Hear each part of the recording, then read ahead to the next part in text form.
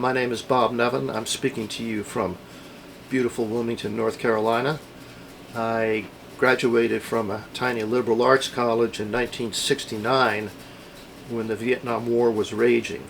When you were in college, you had a student deferment, but as soon as you graduated, you were fair game for selective service draft. This is before the lottery. So I knew I was going to have to either go to Canada or serve in the military. I come from a military family, and my father was a Navy officer in World War II. So I thought I thought it would be nice to join the Navy and confront the Russians. I had no real desire to get into the Vietnam War, which everybody knew was, frankly, a failed effort.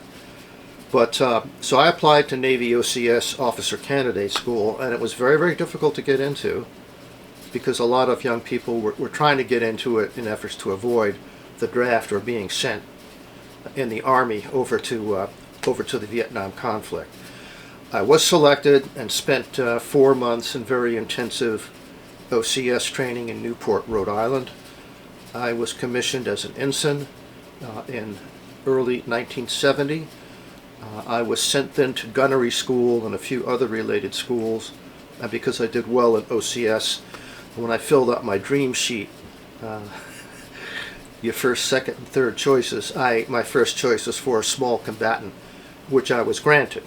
So after gunnery school and whatnot, I reported for duty aboard the USS Lawrence, this DDG-4 Adams-class destroyer that was home-ported in Norfolk, Virginia.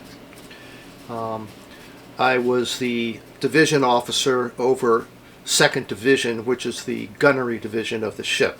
That's why they sent me to gunnery school. 21 men. They had one function and one function only, and that was to make sure the guns worked and put ordnance on target when and as we wanted. There were sailors who would man the actual guns, Mount 51 forward and Mount 52 aft, and I'll get into the numbers in just a little while. These guns were controlled by a fire control radar system, very sophisticated high-resolution radar system that sent signals down to other men in my division who were down below decks in what's called plot, and those were analog computers that would receive information from the director and establish a fire control system. So I was a gunnery officer during combat. Combat information or combat drills, I would be stationed in the director, had the best view of anybody on the ship. We deployed, we had a great skipper, a fantastic captain. We deployed to the Caribbean for training, the North Atlantic and the Mediterranean. In the Mediterranean, our primary mission was to confront the Russian Navy, which was tied up out of Syria at the time. In the Russian Navy, this is the height of the Cold War in 1970, was huge and powerful and feared. So there were instances where we would play cat and mouse games with Russian warships to see who would turn away first, regardless of the so-called rules of the road and so forth.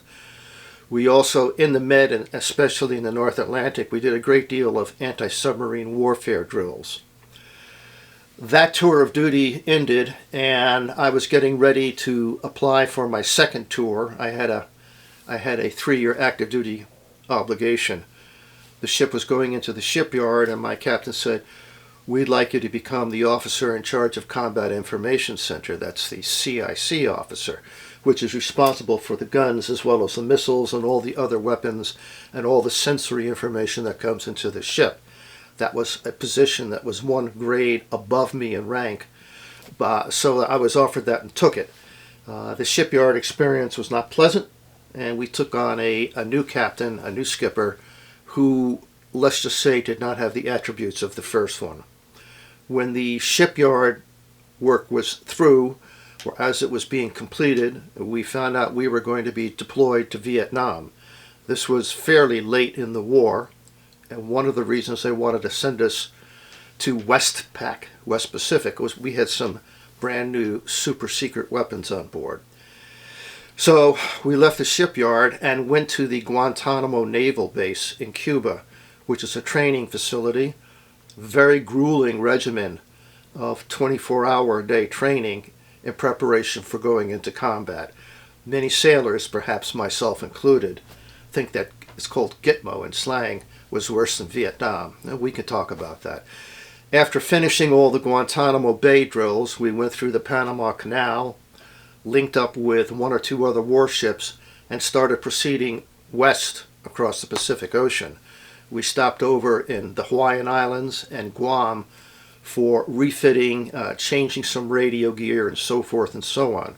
We offloaded our nuclear torpedoes and nuclear depth charges because we knew we weren't going to be needing them, and in fact they would be a liability. A little bit more on that later. We arrived on what's known as the gun line off of South Vietnam, the gun line. We had two primary missions. This ship was configured originally as an anti-air warship with missiles to shoot down incoming aircraft. We still had them aboard, but the ship was now strictly surface and sea and land surface engagement. So we arrived on the gun line, and a point about crossing the Pacific. I have never in my life had such a visual experience. Day after day after day of cobalt blue water as smooth as a tabletop. Just astounding. We arrived on station on the gun line. USS New Jersey and USS Missouri were briefly alongside us at various times. We had two missions, defensive and offensive. Our defensive missions were to be available to support ground troops in trouble or to help ground troops advance their efforts. Let me say a word about the guns themselves. 5-inch 54s, which means the projectiles were 5-inch in diameter. The barrels were 5 times 54. What's that? 220, 240 inches. I forget. 22 feet. Okay, that's the way Navy assigned their guns. Earlier versions were 5-inch 38s. These are 5-inch 54s. They could throw a projectile 14 to 15 miles well over the horizon. Now, in defensive operations, we're on the gun line. We've got specific encrypted radios that can communicate with platoon leaders and whatnot, American soldiers and Marines inland in country. And they would call us up, perhaps not in very big of a hurry. Proud Star, that was our call sign. We have a suspected truck convoy bearing da-da-da-da-da-da-da. Request you fire a training shot. So we would lock. We weren't using the director. We were taking in coordinates, and Plot was listening, and they would dial in the information, and we would shoot one round. And there was always a spotter there, and that's important, always a spotter there, whether a full-time spotter or a soldier or a Marine who would say, north 100 yards, west 300 yards. In other words, correcting the fall of shot. And then once we were on target, he would say, fire for effect. And we would unleash both guns if we were told no more than 15 rounds or whatever, but we would fire for effect, and they would cease fire, target neutralized. If the target was at the maximum range of our guns, again 14 or 15 miles, it could take as long as 45 seconds for the projectile to leave the cannon and to hit. So we would say shot when the gun went off, and then he'd say boom, he'd say west 300, south. Okay, so that's defensive during daylight hours, not a lot of adrenaline, kind of cruising along at very low speeds. I will tell you that there were missions when it sounded right out of Hollywood. We'd get a request for fire mission, and the sergeant or the lieutenant would say, we'd like you guys to hurry up. We like this is enemy close. We'd like to hurry up. Enemy close, which means the fall of shot's going to be almost on top of them. And we would do the same thing, okay? Did we ever hurt anybody with friendly fire? I hope to God not, but I'm not 100% certain. But those were it was real Hollywood stuff, and it made us feel good to know that we were saving the lives of American soldiers and Marines, as well as South Vietnamese soldiers and Marines, our allies. Defensive operations, not a lot of adrenaline. Offensive operations were always at night. They were even later in the war, and what we would do is receive targets in advance that we would plot, okay? There was nobody in the director. And incidentally, during these engagements, earlier in my Navy career, I was here in the director. When I became CIC officer, I was back here in Combat Information Center, and I was a gunnery liaison officer. I would receive initial calls for fire, correcting inputs, pass it on down to plot, and so forth. So I was the gunnery liaison officer. You call, we deliver, okay? It worked out well because the guys who were working the guns and plot have been my direct charges. Offensive operations were always at night and under high speed, very high speed. We were at darkened ship, which meant we could not allow any lights to be shown from open hatches. We didn't even run navigation lights, red and green we didn't run anything like that. We would, some occasions these were always off North Vietnam. And in some occasions we would go all the way up to Haiphong Harbor. Steaming at high speed, setting up on targets. There were no spotters, and zigzagging, but as you got close enough to the target where you were in gun range, you had to stay a steady course long enough for plot to establish a solution. But while that's happening, the North Vietnamese, now fitted with Russian and Chinese radar and fire control systems, are shooting at us. We never see the flashes. We never hear the guns, of course, but we can hear the incoming, and we can always hear that they're shooting ground airbursts at us because they know they can't hit the ship directly with a high impact projectile. What they want to do is shoot airbursts over the ship to damage our sensors, rendering us ineffective or inoperable. And that happened every night when we were on those missions. They were typically anywhere from midnight to 3 a.m. Always received counter fire. You could hear the shrapnel hitting the ship. We never sustained any serious damage. I was told subsequently to my leaving the ship that there may have been one sailor who received a minor injury, but it's not when I was on board. But we would go out later in daytime and pick up pieces of shrapnel. The targets were very interesting. They were high value targets. They weren't troop emplacements.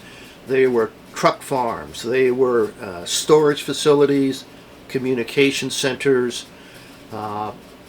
major roadways, harbors, piers, things like that, where we could interrupt their war-making infrastructure. And again, in some instances, we went right into Haiphong Harbor. It was top secret. We would get so close sometimes in order to maximize the effective range of our guns that we always had an officer on the bridge looking into a depth finder. The last thing we wanted was to run aground. And that's one reason why we had offloaded our nuclear depth charges and nuclear torpedoes. God forbid we run aground and bad actors get hold of those things. So we always had somebody on the depth finder. Never came close, as far as I know, to running aground. But lots of missions. We would sometimes set up on fire 3 or 4 missions a night. And then never spotting. We never knew. We did have gun damage assessments, GDA, shot from satellites who would travel over the targets during daylight hours and send us pictures of GDA, gun damage assessment. But we never had any spotters. But I think we were effective in what we intended to do. That every day after those nightly raids, we would go back down south onto the gun line and resume much more leisurely defensive operations. Now, the war was winding down, and I was offered an early out, which I took. I got discharged in Hong Kong, pulled some strings and got discharged in Hong Kong, spent 6 to 8 weeks in Hong Kong and traveling around Macau and South China, and then went to graduate school. In graduate school, I was able to get a paid billet on a World War II destroyer of my father's vintage out of the Brooklyn Navy Yard. where we did mostly anti-submarine warfare drills. The military for me was a life-altering and changing event. Some of the best and some of the worst experiences.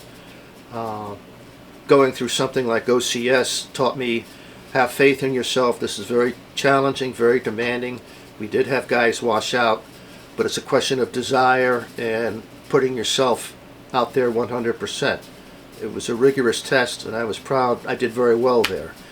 The very first mission that we set up on, defensive on the gun line, the very first mission was to shell a food warehouse in a village. This is in South Vietnam.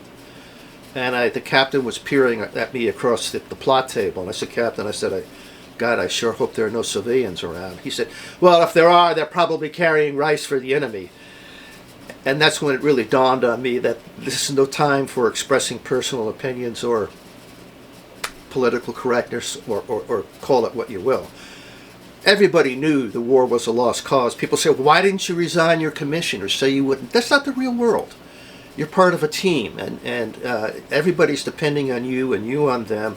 That's just not the way life works. If you're on a warship, if you're in Washington, D.C. and you want to leave the cabinet because you don't like Gaza policy, well, that's different. But you don't do it on a warship.